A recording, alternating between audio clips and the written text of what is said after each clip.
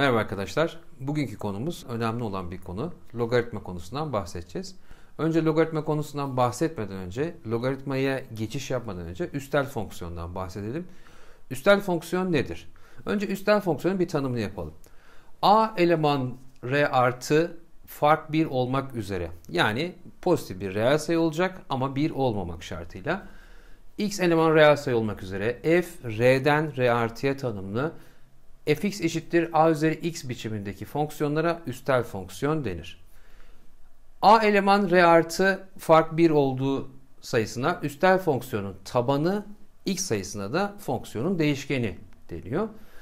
Fx eşittir 2 üzeri x mesela bir üstel bir fonksiyondur. 2 sayısı bir pozitif reel sayıdır, birden farklıdır. Aynı şekilde gx fonksiyonu eşittir 2 bölü 3 üzeri x, yine üstel bir fonksiyondur. Ama hx'i düşünürsek, hx fonksiyonunu bize eksi 3 üzeri x artı 1 üstel fonksiyon mudur diye düşünsek, eksi 3 sayısının x eleman reel sayı için pozitif veya negatif bir sonuçlanma, yani daha doğrusu eksi 3 üzeri x artı 1 ifadesinin sonucunun bir reel sayı belirtmediği için bu bir üstel fonksiyon değildir. Şimdi üstel fonksiyonları biz şöyle ayıracağız. Eğer a birden büyük olursa fonksiyonumuzda a üzeri x fonksiyonu artan bir üstel fonksiyondur. Bunu şöyle gösterebiliriz. Grafiğe bakarsak eğer, grafikte bir üstel fonksiyon grafiğimiz var. 2 üzeri x'in grafiğini çizmişiz. Bu grafiği incelerken şunlara dikkat edebiliriz. X'e birkaç tane değer verebiliriz arka arkaya. X'e işte eksi 3, eksi 2, eksi 1, 0, 1, 2 değerlerini verdiğimiz zaman, bunları birleştirdiğimiz zaman fonksiyonun sürekli bir artan halini göreceğiz. 2 üzeri x fonksiyonu artan bir üstel fonksiyondur. Bir başka bilgi, 0 küçüktür a küçüktür 1, yani a 0 ile 1 arasında pozitif bir basit kesir ise, bu kesirin kuvvetlerinden bahsedersek, yani a üzeri x fonksiyonundan bahsedersek, bu sefer de azalan bir fonksiyondur. Örneğin mesela 1 bölü 2 üzeri x dediğimiz zaman x'in değerlerini büyüttükçe 1 bölü 2'nin kuvvetlerinden dolayı sayılar küçülmeye başlar ve azalan bir fonksiyon olduğunu görebiliriz. Şimdi bir grafiğimize bakalım. Grafikte diyor ki fx eşittir 3 üzeri eksi x. X'e değerler verdik. X'e eksi 2 verdik. Mesela 3 üzeri eksi 2'nin eksi ikinci kuvvetinden 3 üzeri 2, yani 9 oldu. Sonra eksi 1 verdik. 3 üzeri eksi 1'in eksi birinci kuvvetinden 3 üzeri 1 geldi. Yavaş yavaş verdiğimiz değerler x değerlerini büyüttükçe fonksiyonumuzun azalan bir grafik çizdiğini gördük. Şimdi logaritma fonksiyonu üstel fonksiyonun tam tersi. Yani logaritma fonksiyonu bir anlamda üstel fonksiyonun ters fonksiyonu. O yüzden geçişi yaparken özellikle logaritmada önce üstel fonksiyonun bilgilerini kullanacağız. Üstel fonksiyonun bilgilerini kullandığımız için de İlk başta söylemiştik, ne dedik? İşte taban, yani a sayısı birden büyük olmak zorunda. Sonuç hep pozitif çıkmak zorunda şeklinde söylemiştik. Logaritma fonksiyonu da şöyle tanımlıyoruz.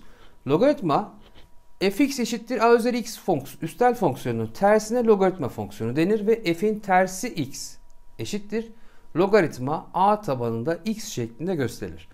F fonksiyonumuz r'den r artıya tanımlıydı. Fx eşittir a üzeri x fonksiyonuydu. Ters fonksiyonumuz, yani f'in tersi fonksiyonumuz da r artıdan r'ye tanımlı.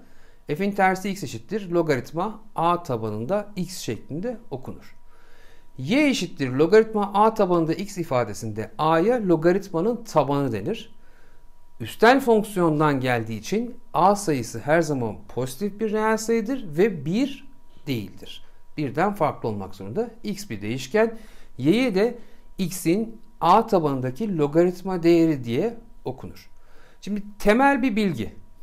Üstel fonksiyonla logaritma fonksiyonu arasındaki geçiş, yani y eşittir a üzeri x ise çift gerektirme x eşittir a tabanında y şeklinde tanımlanabilir. Mesela 5 üzeri x eşittir 3 ise 5'in hangi kuvveti 3 yapar sorusuna cevap vermeye çalışıyoruz.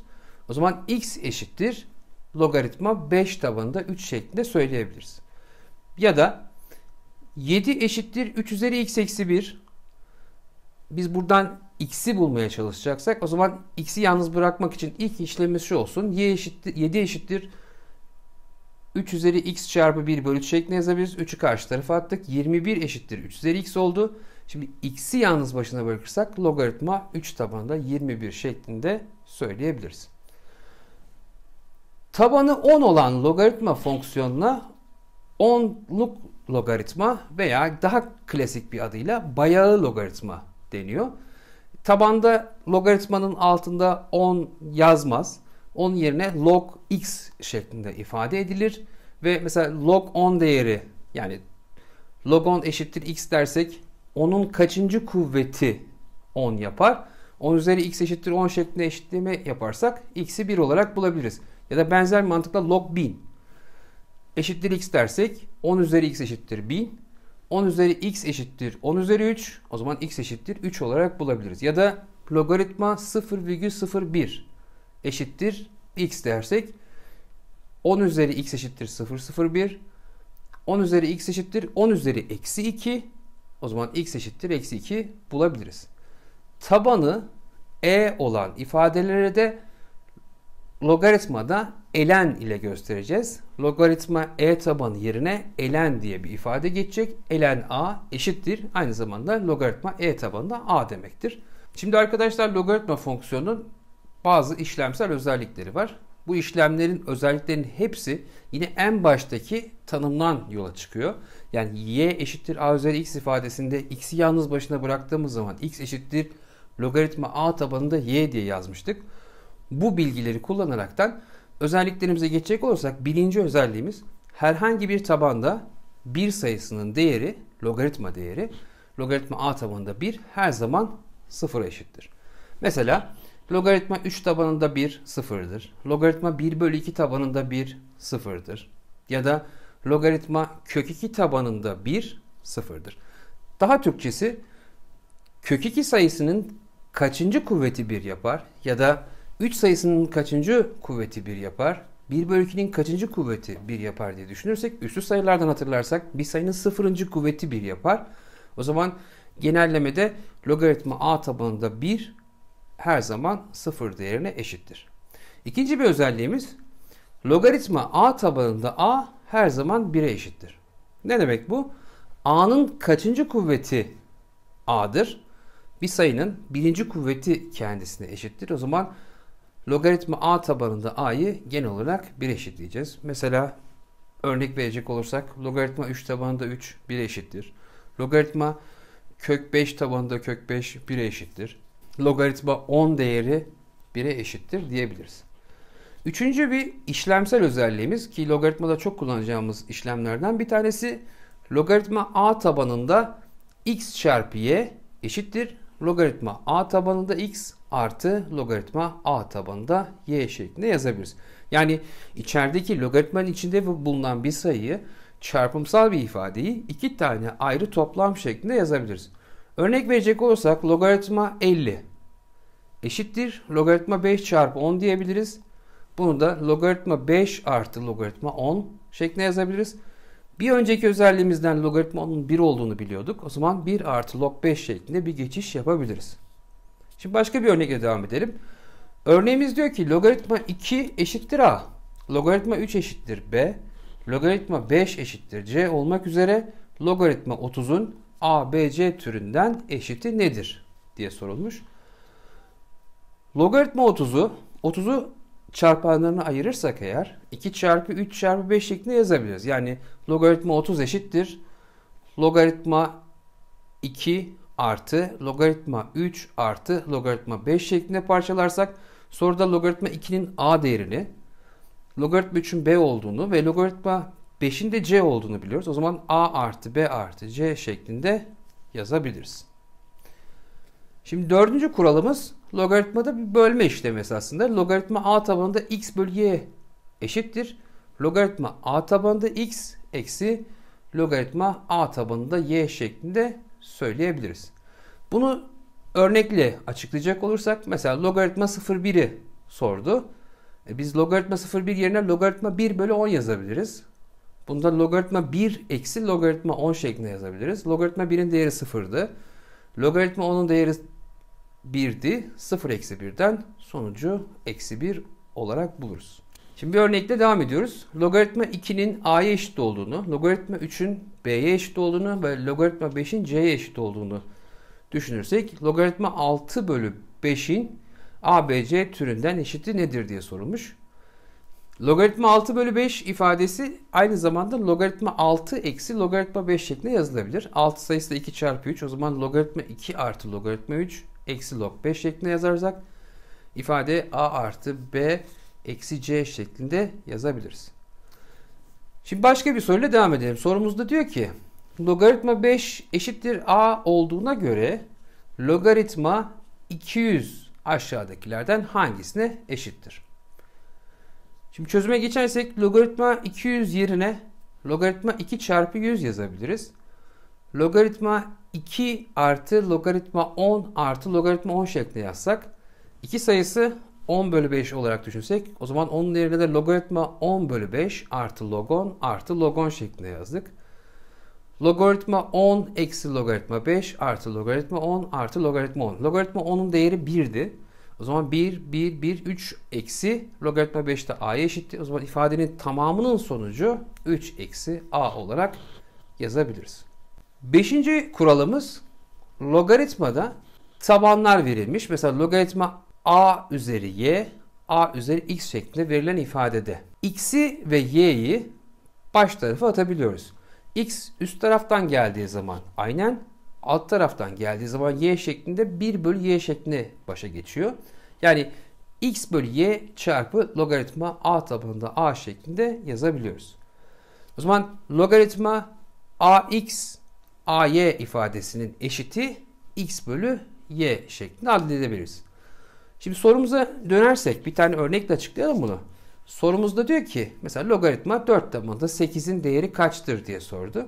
Şimdi biz 4 sayısını üslü sayılardan 2'nin karesi şeklinde yazabiliriz. Benzer bir mantıkla 8 sayısını da 2'nin kübü şeklinde yazabiliriz. O zaman logaritma 2'nin kübü bölü 2'nin karesi 3 bölü 2'den sonucu 3 bölü 2 olarak oluşturabiliriz. Aynı bir tane daha örnekle devam edelim. Örneğimizde logaritma 27 tabanında 3. Şimdi 27 sayısı 3'ün kübü. 3'ü de 3 üzeri 1 olarak düşünürsek o zaman üstlerine bakarsak üslü ifadeleri birbirine oranlarsak 1 bölü 3 olarak bulabiliriz. Veya ln köke. Ln kök e yerine ln e üzeri 1 bölü 2 yazabiliriz. Ln logaritmada e tabanı demekti. O zaman e tabanında e üzeri 1 bölü 2, 1 bölü 2 bölü 1'den işlemimizi sonuçlandırırsak 1 bölü 2 olarak bulabiliriz. Başka bir örnek yapalım. Örneğimiz diyor ki logaritma 3 tabanında 2, içerisinde de 4 var. İfadesi eşiti kaçtır? O zaman köklü sayılardan yola çıkarak 2 üzeri 1 bölü şeklinde yazabiliriz. 4 sayısını da 2'nin karesi şeklinde yazabiliriz. O zaman 2 bölü 1 bölü 3'ten 1 bölü 3'ü ters çevirip çarptığımız zaman sonucu 6 olarak buluruz. Arkadaşlar bir örnekle devam edelim. Örneğimiz diyor ki logaritma 2 eşittir a, logaritma 3 eşittir b. Bu mesela çok çıkan bir soru tipi. Logaritma 72'nin a ve b türünden eşiti nedir diye sorulmuş. Şimdi logaritma 72'yi sorduğu için 72'yi asal çarpanlarına ayırırsak yani logaritma 2'nin kübü çarpı 3'ün karesi şeklinde yazabiliriz. Kurallarımızdan arada çarpma işlemi olduğu zaman ayrı ayrı toplayabiliyorduk. Yani logaritma 2'nin kübü çarpı artı logaritma 3'ün karesi şeklinde yazabiliriz. 3'ü başa attığımız zaman 3 log 2 artı 2'yi başa attığımız zaman 2 log 3 şeklinde yazabiliriz. Logaritma 2'nin değerini a olarak, logaritma 3'ün değerini b olarak vermişti sorumuzda. O zaman 3a artı 2b şeklinde yazabiliriz. Şimdi taban değiştirmeden bahsedecek olursak arkadaşlar, logaritma a tabanında b yerine sorumuza veya sorularda ihtiyaç duyduğumuza göre taban değiştirme yapacağız. Herhangi bir tabana geçiş yapabiliriz. Logaritma a tabanında b yerine logaritma x tabanında a bölü logaritma x tabanında b şeklinde yazabiliriz. Mesela bunu örnekle açıklayacak olursak, mesela logaritma 2 tabanında 3 yerine 10 tabanına geçiş yapıp logaritma 3 bölü logaritma 2 şeklinde yazabiliriz. Ya da logaritma 2 tabanında 3'ü ln tabanına geçiş yapacak olursak ln 3 bölü ln 2 şeklinde yazabiliriz. Ya da logaritma 2 tabanında 3 verilen ifadeyi 3 tabanında geçiş yapsak logaritma 3 tabanda 3 bölü logaritma 3 tabanda 2, yani 3 tabanda 3 zaten 1 olduğu için 1 bölü logaritma 3 tabanda 2 şeklinde yazabiliriz. Bunu daha ileride sorularda da kullanacağız. Yani logaritma a tabanında b ifadesini 1 bölü logaritma b tabanında a şeklinde yazabiliriz. Şimdi taban değiştirme ile ilgili bir soruyla devam edelim. Sorumuz diyor ki logaritma 2 tabanında 5 eşittir a olduğuna göre logaritma 20 tabanında 40 ifadesinin a türünden eşiti aşağıdakilerden hangisidir diye sorulmuş. Logaritma 2 tabanında 5'in a olduğunu, o zaman bizim amacımız soruda verilen 2 tabanına geçiş yapabilmek. Yani logaritma 20 tabanında 40 sayısını logaritma 2 tabanında 40 bölü logaritma 2 tabanında 20 şeklinde yazabiliriz. 40 sayısını çarpanlarına ayırırsak logaritma 2 tabanında 2'nin kübü çarpı 5 şeklinde. 20 sayısını çarpanlarına ayırırsak logaritma 2 tabanında 2'nin karesi çarpı 5 şeklinde yazabiliriz. Arada çarpma işlemi var. Toplam şeklinde yazacak olursak logaritma 2 tabanında 2'nin kübü artı logaritma 2 tabanında 5 bölü logaritma 2 tabanında 2'nin karesi artı logaritma 2 tabanında 5 şeklinde yazabiliriz. 2 tabanında 5'in a olduğunu biliyoruz.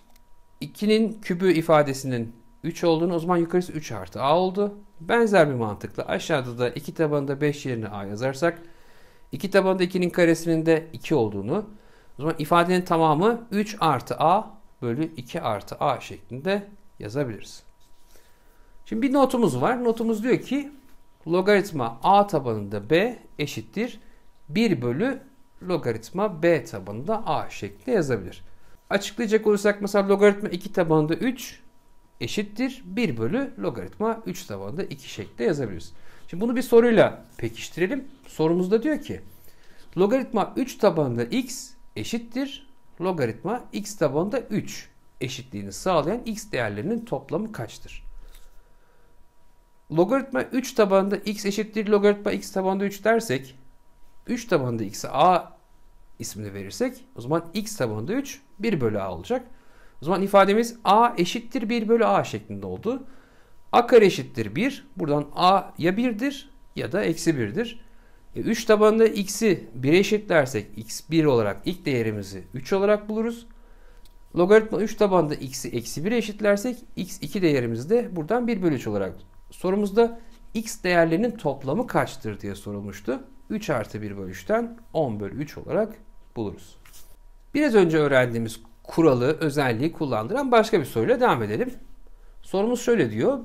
1 bölü logaritma 3 tabanında 30 artı 1 bölü 2 tabanında 30 artı 1 bölü 5 tabanında 30 ifadesi aşağıdakilerden hangisine eşittir? Şimdi çözüme geçecek olursak arkadaşlar 1 bölü logaritma 3 tabanında 30 artı 1 bölü 2 tabanında 30 artı 1 bölü 5 tabanında 30 ifadelerini tek tek yukarı çevirecek olursak logaritma 30 tabanında 3 şeklinde yazabiliriz. Artı logaritma 30 tabanında 2 artı logaritma 30 tabanında 5 şeklinde yazdık. Arada toplama işlemi var. O zaman içlerine çarparsak logaritma 30 tabanında 3 çarpı 2 çarpı 5 şeklinde yazarsak bu da logaritma 30 tabanında 30 demektir. Logaritma 30 tabanında 30'un da eşiti 1 olarak buluruz. Bir başka notla devam ediyoruz arkadaşlar. A üzeri logaritma a tabanında b ifadesinin sonucu a'dır. Bu özelliğin çıkış noktası tabandaki a ile logaritmanın içindeki b sayısının yer değiştirmesinden kaynaklanıyor. Esasında a üzeri logaritma a tabanında b yerine b üzeri logaritma a tabanında a şeklinde yazabiliriz. A tabanında a1 olduğu için o zaman ifadenin sonucu direkt b'ye eşittir diyebiliriz. Bunu biraz daha genelleyecek olursak a üzeri logaritma b tabanında c ile a yer değiştirdi. C üzeri logaritma b tabanında a şeklinde yazabiliyoruz. Bunu şimdi bir örnekle açıklayacak olursak mesela sorumuz diyor ki x üzeri logaritma 3 tabanında 5 eşittir 125 olduğuna göre x kaçtır diye sorulmuş. Şimdi çözüme geçecek olursak x üzeri 3 tabanında 5 ile x'i yer değiştirirsek 5 üzeri logaritma 3 tabanında x eşittir 125. 5'in 3. kuvveti 125 yapıyor. O zaman 5 üzeri 3 tabanında x eşittir 5 üzeri 3 dersek Üslü sayılardan hatırlarsak altlar eşit olduğu için üstler eşit oldu. O zaman logaritma 3 tabanında x eşittir 3. Logaritma x 3 tabanında x eşittir 3 ise buradan da x'i 3 üzeri 3'ten 27 olarak bulabiliriz. Arkadaşlar bugün logaritma ile ilgili, logaritma özellikleriyle ilgili, işlemleriyle ilgili biraz soru çözdük. Bu sorular yeterli değildir. Sizin daha çok soru çözmeniz gerekiyor. Bir sonraki videoda görüşmek üzere.